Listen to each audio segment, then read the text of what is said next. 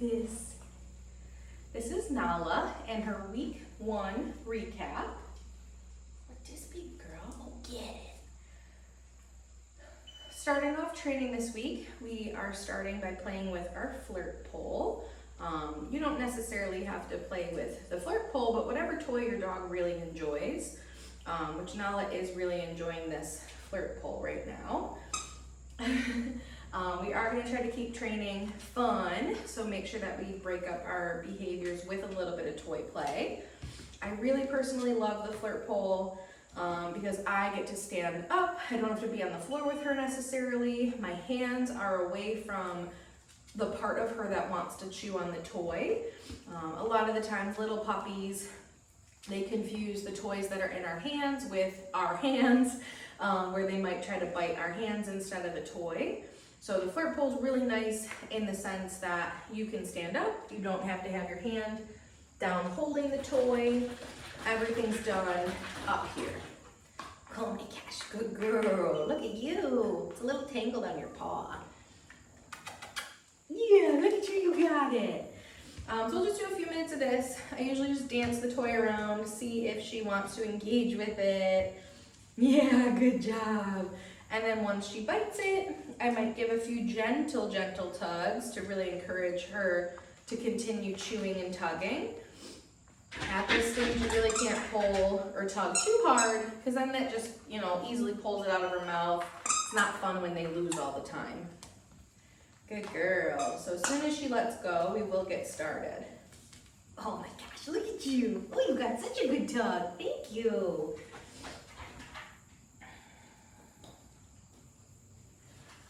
Okay. So first thing we had to introduce this week regarding the training is the clicker. So our clicker is what we're using as a reward marker. Your reward marker is what is going to capture the moment that your dog gives you the behavior that you asked for. This week, with her not knowing what that click means, we're doing what's called charging the clicker. So for that, I'm simply clicking and then handing Nala a piece of food. Now, I want to make sure that I'm not clicking any negative behaviors, but I'm also not clicking really anything specific. Good girl. So as you kind of saw there, she was jumping up on me a little. When she was jumping, I did not want to click my clicker to accidentally capture that negative behavior. And now, she's just staying on the ground. Maybe we'll do a sit, do the down, very good girl. But I'm not necessarily capturing those behaviors, right? So again, you simply click and then hand her a piece of food. Now, again, the clicker is what we're going to use to capture things. So when you ask her for a sit, she's this picture right here. So butt's on the ground, paws are on the ground. That is the picture you want to keep. So that is what you'll capture. You're going to click and then hand her a piece of food.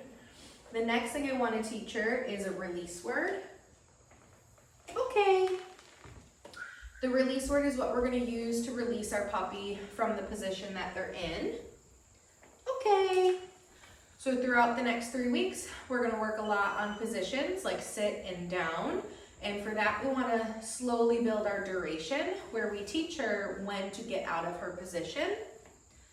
Okay. And we'll use that release word to let her know, okay, it's time, you can get up. Same thing with the mat that we're going to do. We'll use that release word to tell her, okay, she's free to go. Okay. Good. So I'm using the word okay. When I do that, I'm simply showing her that I have a piece of food and then tossing that food in a direction. Make sure you change which direction you toss your food so your puppy isn't always trying to go the one way when you release them. Good girl. Next thing we'll do is teach her how to follow a food lure. Good job, Mama. Good. So when I'm teaching a dog how to follow a food lure, I'm going to have that food flat in my palm, and then I want to cover that food with my thumb. This way I can move, rotate my hand without really worrying about dropping the food, but she still can sniff it, she can lick it. Hi. So once I show her that food, I'll just take a few steps. Good. I'll click and feed. Make sure you practice that food lure in both hands. Good. So as long as she stays attached to that food, meaning that her nose is connected with my palm, you guys can click and feed that. I also want to practice that food lure paired with her name, Nala. And that's just a way to do some name recognition. Come back over here. Nala. Good. Now this week we're not really moving too far, but as the weeks continue, we'll be able to do food lures kind of all throughout the training space. Okay. Good. All right, so we practiced a few different things. We charged our clicker, we charged our release word, we practiced following a food lure, and we paired that food lure with her name. So now we're just gonna take a short break, get the toy out, see if she wants to play. Good girl. Oh my gosh, you love it. Good job. So it's important to keep training fun, especially for these young puppies. I would do maybe 2-3 different behaviors and then take a break to do some toy play. Also right now we're kind of not rushing, but we're getting through a lot of different behaviors in a short period of time. When you guys get her home, I would do like 15-minute sessions where you focus only on 2 or 3 behaviors. So for that, you can start your session with toy and then end it with toy play. Good girl. And you'll do that probably 2-3 times a day if you can. Oh my gosh, you have such a good grip on this. Thank you. So again, I wait for her to let go of that toy, and when she does, I'll take that opportunity to move on to the next behavior. So the next thing I want to work on is going to be our hand targets.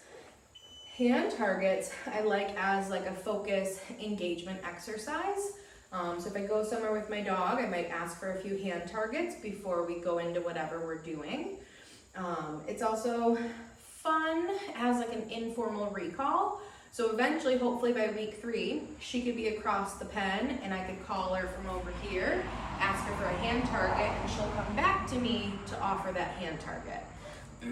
So the way that we're going to teach this, holding it very similar to that food lure.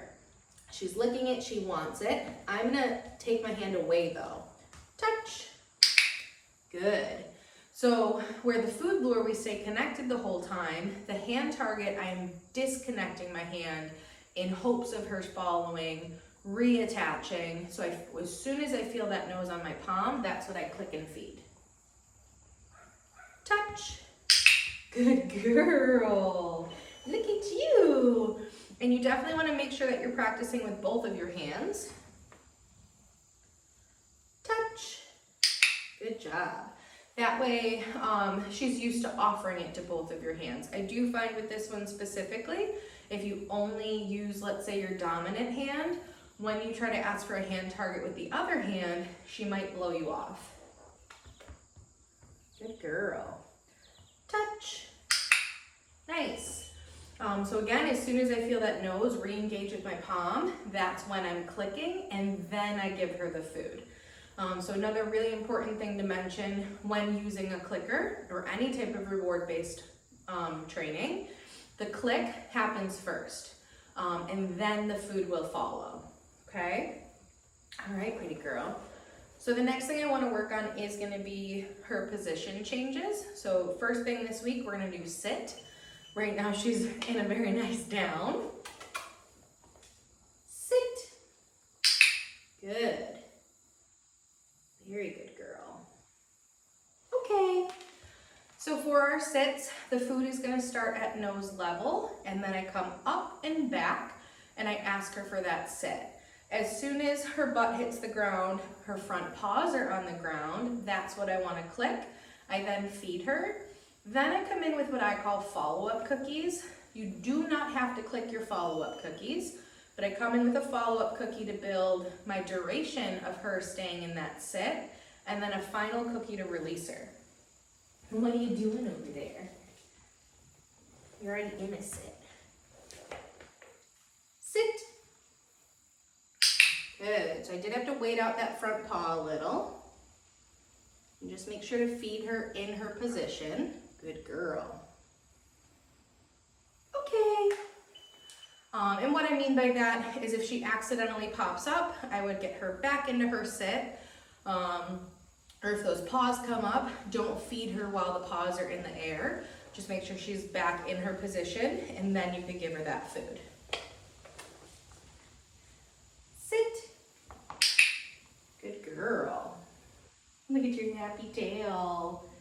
Okay, good job. So over the next few weeks, we'll continue building her duration of how long she can stay in that position. Next week, we'll work on not using food to get the behavior, but this week she's doing really well with that. All right. So we covered our hand targets. We worked on our sits. Now I'll get my toy back out. Get over here where they can see you. Yeah. Come play where they can see you. And again, we'll just do a few seconds, minute of toy play. Good girl. And then we'll move on. Good girl. Oh my gosh. Oh my gosh. Very good girl. And now Sue does include a Zoom with your Stay and Train program. So if you guys are interested in getting that scheduled, we typically schedule it probably a week after the puppies come home.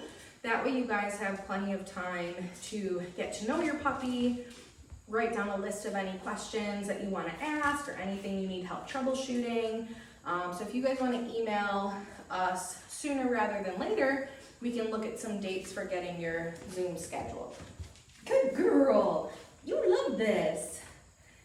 Yeah. Very good job. Okay, and as soon as she lets go, we're going to move on. Oh my gosh. Look at you, tough girl. She has a great grip on this toy. Oh my goodness. Oh my goodness. Yeah. Good job. Yeah, you're so tough. Good job. Oh my gosh. I love it. Good girl. Yeah, thank you. Oh my gosh. Whoop. All right. Next thing I want to work on is going to be what we call the magic mat. So that will be her stationary behavior. With the mat, week 1, I'm going to put the mat down, encourage her to get 4 paws over. As soon as she does, I'll click I'll feed a follow-up cookie for her duration of staying on the mat, maybe another follow-up cookie, and then 1 to release her. And then we're going to move our mat. Go to your mat. Good girl. Oh my gosh, you are just so smart. Okay, good.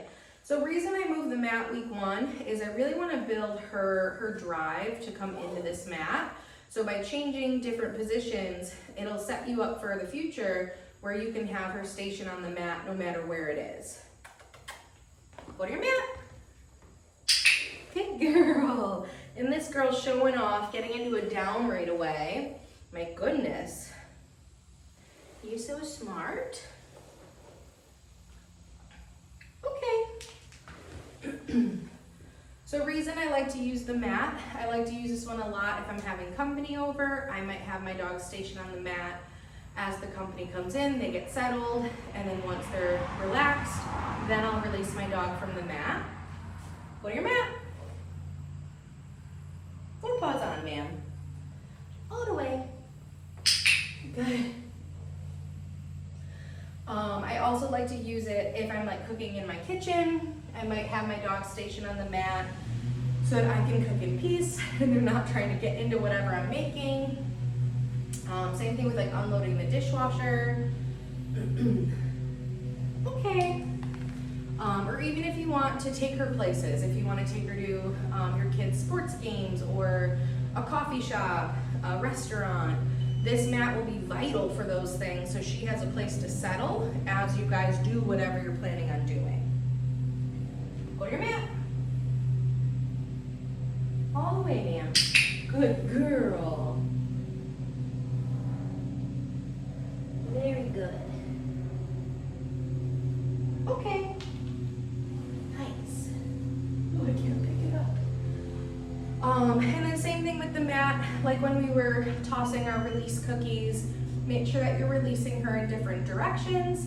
That way she is used to leaving the mat and coming back from different points. Good girl.